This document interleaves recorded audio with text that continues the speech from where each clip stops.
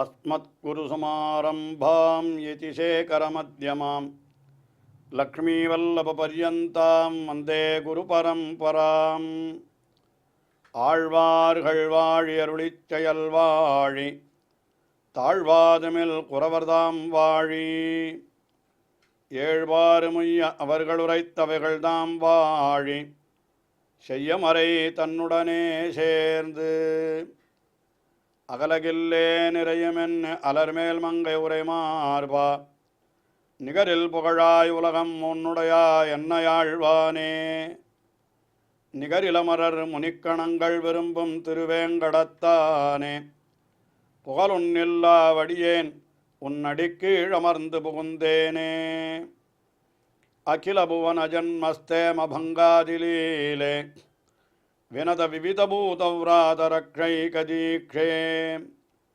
ஸ்ருதிசிரசி விதீப்தே பிரம்மணி ஸ்ரீனிவாசே பவது மம பரஸ்மின் ஷேமுஷி பக்திரூபா श्रीमान् वेङ्कटनाथार्य कवितार्किककेसरी वेदान्ताचार्यवर्यो मे सन्निधत्तां सदा हृदि ஸ்ரீவைஷ்ணவ சித்தாந்தத்தினுடைய தத்துவார்த்தங்களை எல்லாம் மிக அழகிய ஸ்தோத்திரங்களாக அருளி செய்கின்ற வேதாந்த தேசிகன் ஸ்ரீவைஷ்ணவ சம்பிரதாயத்திலே மிக உயர்ந்த கோட்பாடாக கொள்ளப்படுகின்ற சரணாகதி அல்லது ஞாசம் பிரபத்தி என்று சொல்லப்படுகின்ற இந்த விஷயத்தை விவரிப்பதற்காக பல பல ஸ்தோத்திரங்களை அருளி செய்திருக்கிறார். அதிலே ஒன்றுதான் ஞாச திலகம் என்கிற ஸ்தோத்திரம். இது ஸ்ரீரங்கநாதனை முக்கியமான விஷயமாக கொண்டு அந்த எம்பெருமானையே குறித்து அருளி செய்யப்பட்ட ஸ்தோத்திரமாக இருந்தாலும் இதிலே அந்த சரணாகதியினுடைய தத்துவங்கள் அதிகமாக தெரிவிக்கப்படுகின்றன. அதனால்தான் இந்த ஸ்தோத்திரத்திற்கு ஞாச திலகம் என்றே பெயர் அமைந்திருக்கிறது. அதிலே முதல் ஸ்லோகத்தாலே குரு பரம்பரையை வணங்கினார். இரண்டாவது ஸ்லோகத்திலே அது திருவரங்கநாதனை குறித்தது என்பதை நாம் தெரிந்து கொள்ளும் விதமாக அவ்யாத் அபயமுத்ரிதா என்று அபயத்திருக்கரத்தாலே அவன் நம்மை ரட்சிக்கட்டும் என்று தெரிவித்தார். அடுத்தபடியாக 3-4 ஸ்லோகங்களாலே பிராட்டியை முன்னிட்டு கொண்டு எம்பெருமானை பற்ற வேண்டும் என்னும் முதலிலே பிராட்டியை முன்னிட வேண்டும், அவளிடத்திலே சரணாகதி பண்ண வேண்டும் என்கிற அந்த அர்த்தத்தை தெரிவித்தார். அடுத்தபடியாக இப்பொழுது 5வது ஸ்லோகத்திலே அந்த எம்பெருமானை சரணம் பத்துகிறார். ஸ்ரீரங்கநாதன் அவனையே இப்பொழுது சரணம் பத்துவதாக அருளி செய்கிறார். அப்படி சரணம் பத்துகிற பொழுது அவனுடைய பெருமைகளையும் சேர்த்து இந்த ஸ்லோகத்திலே தெரிவிக்கிறார்.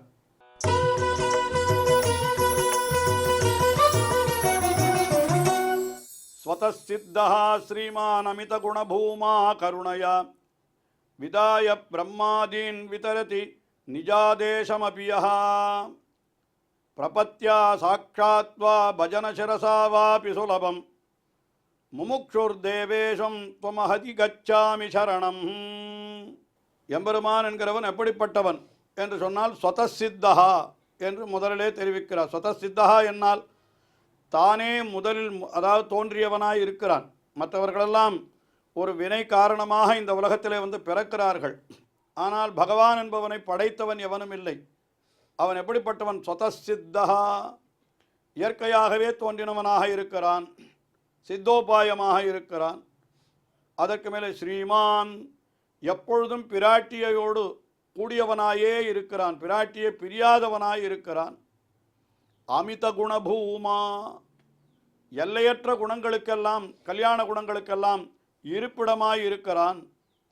அப்படிப்பட்டவன் என்ன செய்கிறான்? பிராட்டியோடு கூடியே இருக்கிறபடியினாலே அவன் என்ன செய்கிறான்? கருணையா பிரம்மாதீன் விதாயா, கருணையினாலே பிரம்மா முதலானவர்களை முதலிலே படைக்கிறான். நாட்டை படைத்து அயன் முதலா தந்தா என்றெல்லாம் 4000 திவ்ய பிரபந்தத்திலே பார்க்கிறோம் அல்லவா?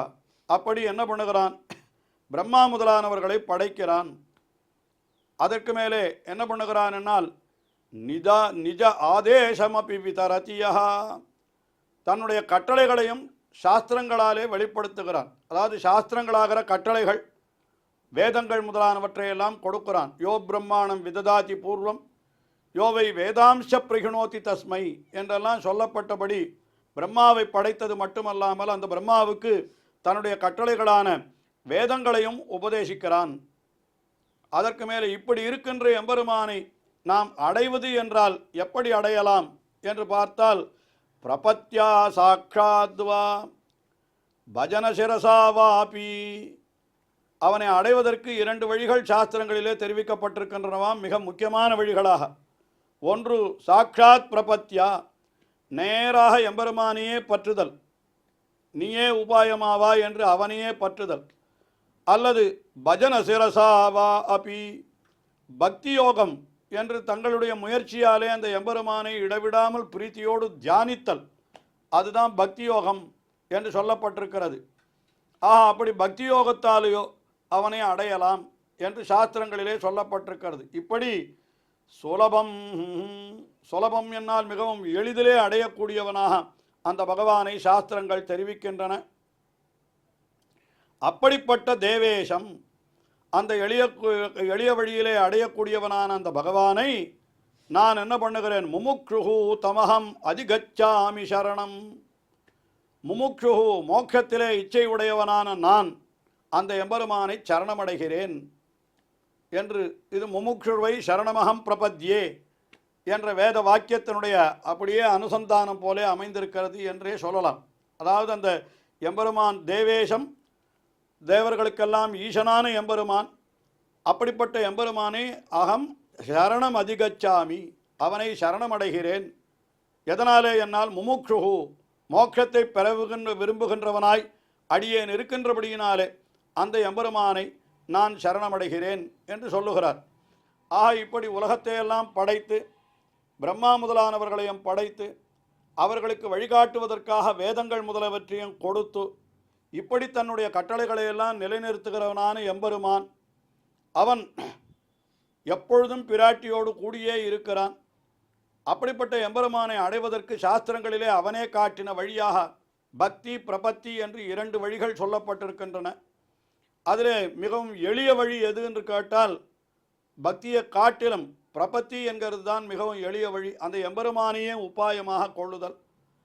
அந்த வழியிலே நான் அந்த முமுட்சுவாய், அதாவது மோட்சத்தை அடைய வேண்டும் என்கிற விருப்பத்தை உடையவனாய் இருக்கிறபடியினாலே தேவேஷம் அந்த எம்பெருமானை அதிகச்சாமி சரணம் என்று அந்த எம்பெருமானை சரணமடைகிறேன் என்று முமுக்ஷுவை சரணமகம் பிரபத்திய யோ பிரம்மணாம் விததாதி பூர்வம் யோவை வேதாஞ்ச பிரகிதோதி தஸ்மை தகுங்க தேவம் ஆத்மபுத்தி பிரசாதாத் முமுக்ஷுவை சரணமகம் பிரபத்யே என்று ஒரு பிரமாண வாக்கியம் உண்டு. அதை அப்படியே இங்கே ஸ்லோகமாக ஆக்குகிறார் என்று கொள்ளும்படியாக இந்த 5வது ஸ்லோகம் அமைந்திருக்கிறது. அப்படிப்பட்ட எம்பெருமானை தாம் சரணமடை, கீழே பிராட்டியை முன்னிட்டு கொண்டு சரணமடைதல் 3-4 ஸ்லோகங்களிலே தெரிவிக்கப்பட்டது. இப்பொழுது இந்த 5வது ஸ்லோகத்திலே இந்த எம்பெருமானை பற்றுதல் என்கிறது தெரிவிக்கப்படுகிறது என்று கொள்ளலாம். இதற்கு அடுத்தபடியாக 6வது ஸ்லோகம், இதில் என்ன தெரிவிக்கிறார் என்னால், இப்படி நம்மையெல்லாம் அனுகிரகிக்க வேணும் என்பதற்காகத்தான் அந்த எம்பெருமானே திருவரங்கத்திலே வந்து பள்ளி கொண்டிருக்கிறான். அந்த எம்பெருமான் எப்படிப்பட்டவன், தன்னுடைய அடியவர்களையெல்லாம் தன்னுடைய வசத்திலே உடையவன். அப்படிப்பட்டவன் நம்மையும் தன்னுடைய வசத்திலே கொள்ள வேண்டும் என்பதற்காகத்தான் இப்படி திருவரங்கம் பெரிய கோவிலே வந்து அவன் சயனித்து கொண்டிருக்கிறான் என்று இந்த 6வது ஸ்லோகத்திலே தெரிவிக்கிறார்.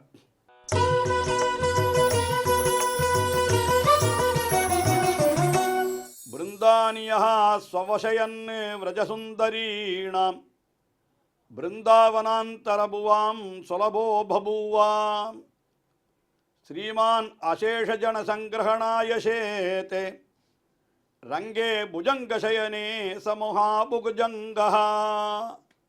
எம்பெருமான் கிருஷ்ணாவதாரம் பண்ணினான். அப்படி பண்ணின பொழுது அவன் என்ன பண்ணினான் என்னால், பிருந்தானி ஸ்வவசயன் விரஜசுந்தரீணாம், விரஜசுந்தரீணாம் பிருந்தானி, அந்த ஆய்ப்பாடியில் இருந்த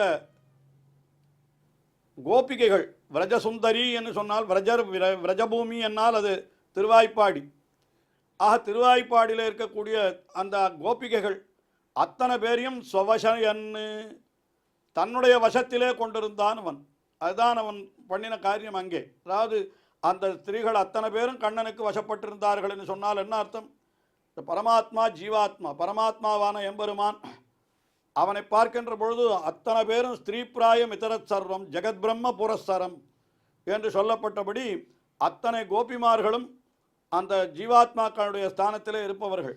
ஆயினாலே அந்த ஸ்திரீகளான ஜீவாத்மாக்கள் அத்தனை பேரையும் தனக்கு வசமாக கொண்டு அப்படி எழுந்தருளியிருந்தான். அப்படி பிருந்தாவனாந்தரபுவாம் சுலபோ பபூவா. அப்படி பிருந்தாவன பிரதேசங்களில் உள்ள அத்தனை ஸ்திரீகளையும் அந்த பெண்கள் அத்தனை பேரையும் தன்னுடைய வசத்திலே கொண்டிருந்தவன் அல்லவா அந்த எம்பெருமான். அவன் ஆறுனா மகாபுஜங்கா. இந்த புஜங்கா என்கிறது ஒரு விதமான ஸ்லேஷத்தை காட்டக்கூடிய ஒரு சொல்லாகும். அது அதாவது புஜங்கா என்னால் என்ன அர்த்தம்னா மிகவும் காமுகன், அதாவது பெண்களிடத்திலே ஆசை உடையவன் என்று அப்படியும் ஒரு பொருள் உண்டு. அப்படி அந்த பெண்களிடத்திலெல்லாம் ஆசை வைத்தான். அதே எம்பெருமான் என்ன செய்தான்? ஸ்ரீமான் அசேஷ ஜனசங்கிரகணாயா. இந்த பிருந்தாவனத்தில் இருந்த பெண்கள் மட்டுமல்லாமல் உலகத்தில் இருக்கிற அத்தனை ஜீவாத்மாக்களையும் தன்னுடைய வசத்திலே கொள்ள வேணும். அசேஷ ஜன சங்கிரகணாய, எல்லாரையும் தனக்கு அடியவர்களாக ஆக்கி கொள்ள வேணும் என்கிற காரணத்தினாலே அவன் என்ன பண்ணினான்? அதே எம்பெருமான் ரங்கே புஜங்கசயனே சேத்தே, ஸ்ரீரங்கத்திலே வந்து இந்த புஜங்க சயனம், அதாவது புஜங்க சயனம் என்னால் ஆதிசேஷனாகிற படுக்கை, அதிலே சேத்தே மகாபுஜங்கா என்று மறுபடியும் அந்த சப்தத்தை நாம் இங்கே கொண்டோமானால் அந்த எம்பெருமான் நம்மிடத்திலேயும் அவன் மிகவும் ஆசையுடையவனாய், எப்படி அந்த கோபிகைகளிடத்திலே ஆசை கொண்டிருந்தானோ அதே போல நம்மிடத்திலேயும் ஆசையுடையவனாய்த்தான் அவன் திருவரங்கம் பெரிய கோவிலிலே வந்து பள்ளி கொள்ளுகிறான்.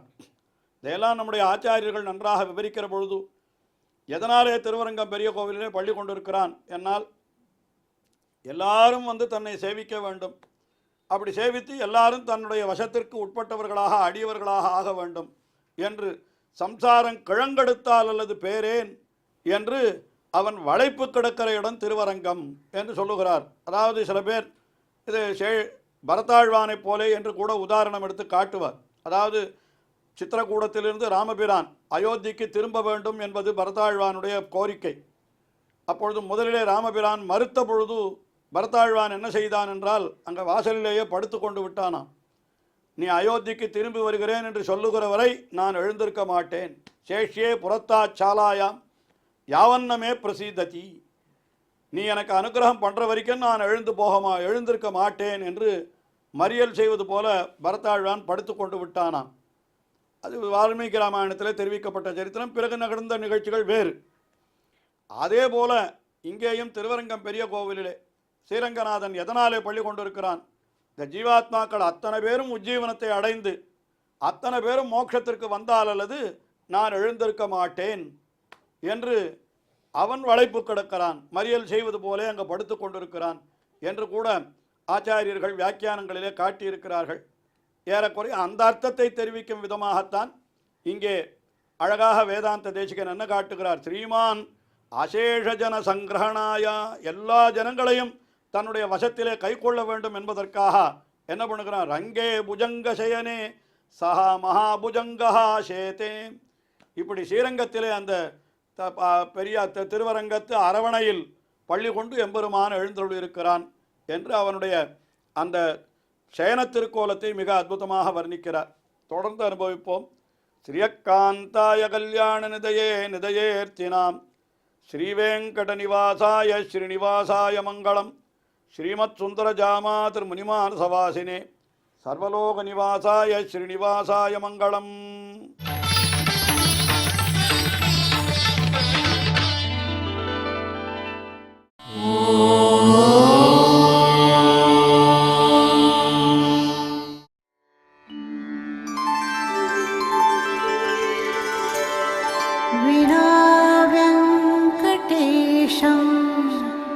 ननाथो ननाथः सदा वेङ्कटेशं स्मरामि स्मरामि.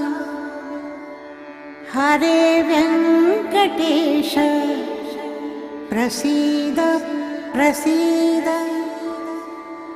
प्रियं वेङ्कटेश प्रयच्छ प्रयच्छ